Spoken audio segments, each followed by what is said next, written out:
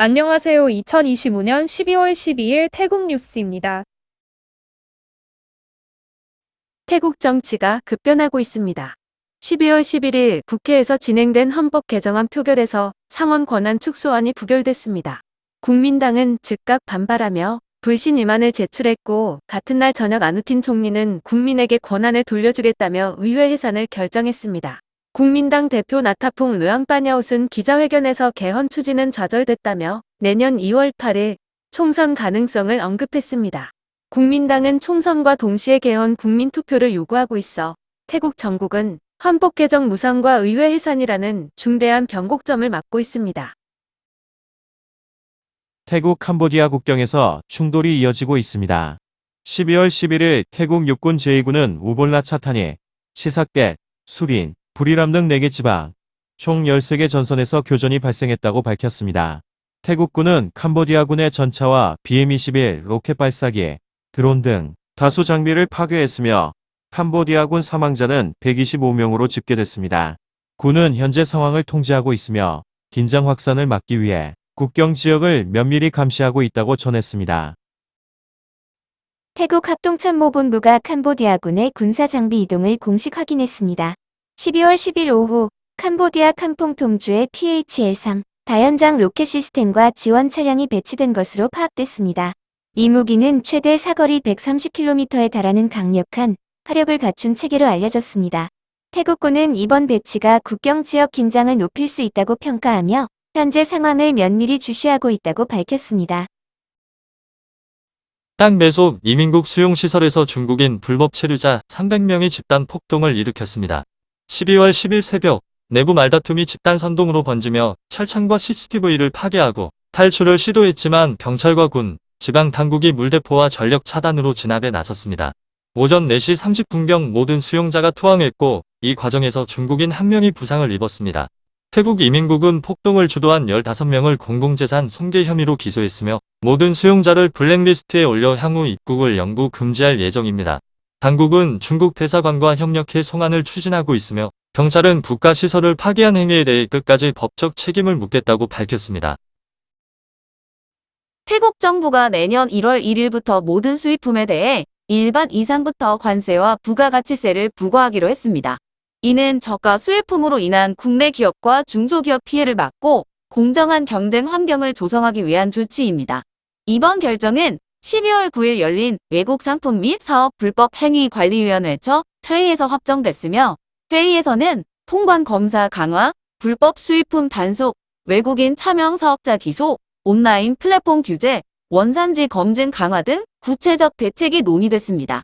정부는 이번 조치가 소비자 안전과 국내 기업 보호, 경제 안정성을 위한 종합 대책이라고 설명했고, 앵니티 부총리는 모든 부처가 적극적으로 실행해 태국 경제 신뢰를 회복하겠다고 밝혔습니다. 태국 동부군 사령부가 개헌법에 따라 사케오 국경 지역 4개 군의 통행 금지령을 내렸습니다. 12월 10일 발표된 명령에 따르면 주민들은 매일 오후 7시부터 다음날 오전 5시까지 외출이 금지됩니다. 적용 지역은 따프라야, 콕숭, 아란야뿌라텟, 클로마군입니다. 이번 조치는 단순한 외출 제한을 넘어 지역 통제와 수색 권한까지 포함하는 강력한 계엄령으로 국경 지역의 불안정과 외부 위협을 차단하기 위한 것입니다. 군은 국민의 생명과 재산을 보호하기 위한 불가피한 조치라며 협조를 당부했습니다. 태국 철도공사가 사케오 국경지역 불안정 상황으로 동부선 일부 구간 운행을 중단했습니다.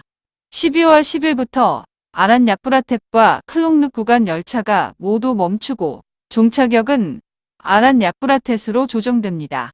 해당 조치는 국경지역 주민들에게 임시 대피를 권고한 상황에 따른 것으로 열차 2편이 방콕에서 아란 야뿌라텟까지만 운행합니다. 철도공사는 승객 안전을 위한 불가피한 조치라며 불편을 사과했고, 최신 운행 정보는 홍보 채널과 실시간 조회 시스템, 고객센터를 통해 확인할 수 있습니다.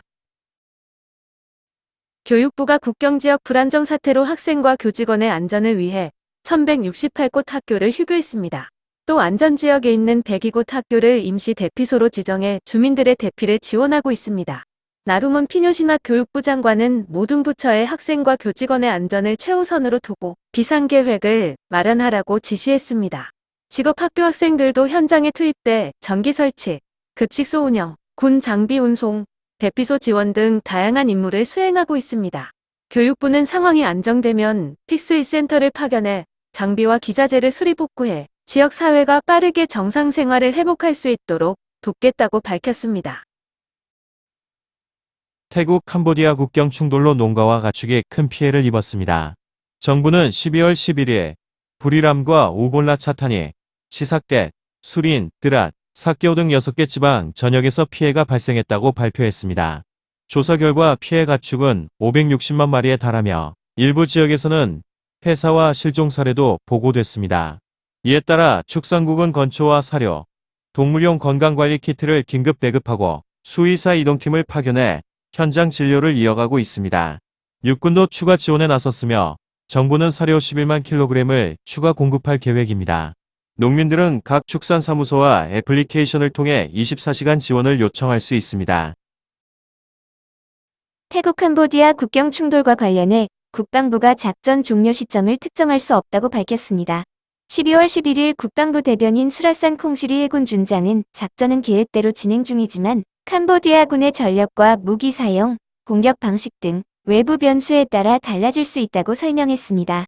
육군은 통신 규율을 강화하고 자폭 드론 위협에 대비한 방어 태세를 갖추고 있으며 부상 병력의 신속한 치료를 위해 항공 후송 체계를 강화했습니다. 국방부는 군사 위치가 드러날 수 있는 사진과 영상 게시를 자제해달라고 국민에게 요청했습니다. 해군은 뜨락 지역에서 자폭 드론 공격이 보고됐다며 국민의 협조로 기지를 보호하고 있다고 밝혔고, 공군은 단계적 목표 설정을 통해 캄보디아군의 드론 능력을 차단하며 육해군과 협력해 지상 작전을 지원하고 있다고 전했습니다.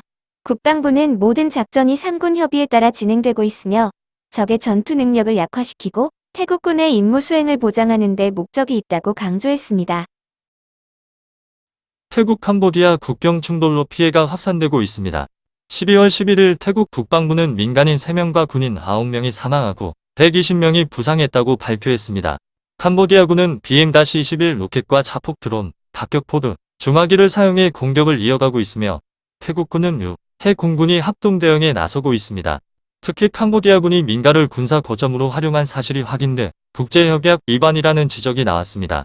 국경 지역 주민 약 20만 명이 임시 보호소로 대피했으며 병원과 보건소도 공격 피해를 입어 환자들이 긴급 후송됐습니다. 태국 정부는 캄보디아군의 무차별 공격을 강력히 비난하며 국민 안전과 국경 방어를 위해 작전을 계속 이어가겠다고 밝혔습니다. 태국에서 왕실 모독죄와 컴퓨터 범죄법 위반 사건에 대한 대법원 판결이 내려졌습니다.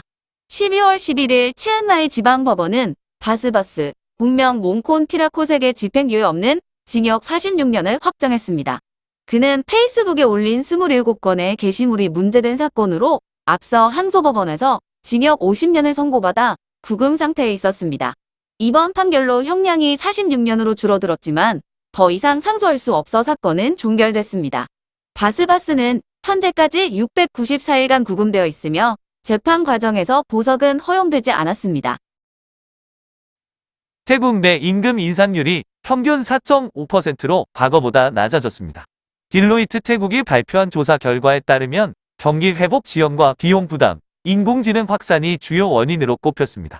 업종별로는 에너지와 공공서비스 분야가 5%로 가장 높았고 소매와 기술 업종은 4%로 가장 낮았습니다. 보너스 지급은 평균 2개월 수준을 유지했으며 화학, 에너지, 석유, 가스 업종은 3개월, 기술, 소매 업종은 1.5개월에 그쳤습니다. 자발적 이직률은 평균 12.9%로 나타났고 소매업이 32.9%로 가장 높았습니다. 반면 에너지, 석유, 가스 업종은 3.9%로 가장 낮았습니다. 기업들은 핵심 직무에는 시장보다 높은 보상을, 일반 직무에는 낮은 보상을 지급하는 전략을 채택하고 있으며 인재 유지 방안으로 경력 개발 기회와 특별 승진을 활용하고 있습니다. 딜로이트는 경제 둔화 속에서도 투명한 보상 체계와 AI 활용을 통해 경쟁력을 확보해야 한다며 인재 투자와 AI를 병행하는 기업이 장기적으로 우위를 점할 것이라고 전망했습니다. 제42회 모터 엑스포가 성황리에 막을 내렸습니다. 13일간 열린 행사에서 총 8만 509대의 차량이 예약됐는데 자동차가 7만 5천여 대, 오토바이가 5천여 대로 지난해보다 크게 늘었습니다.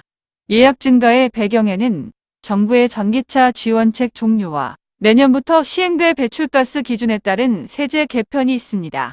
브랜드별로는 토요타가 1만여 대로 가장 많았고 혼다와 BYD, 오모다 엔지아쿠, GAC 등이 뒤를 이었습니다. 예약 차량의 절반은 전기차였으며 차종별로는 SUV가 58.4%로 가장 인기를 끌었습니다.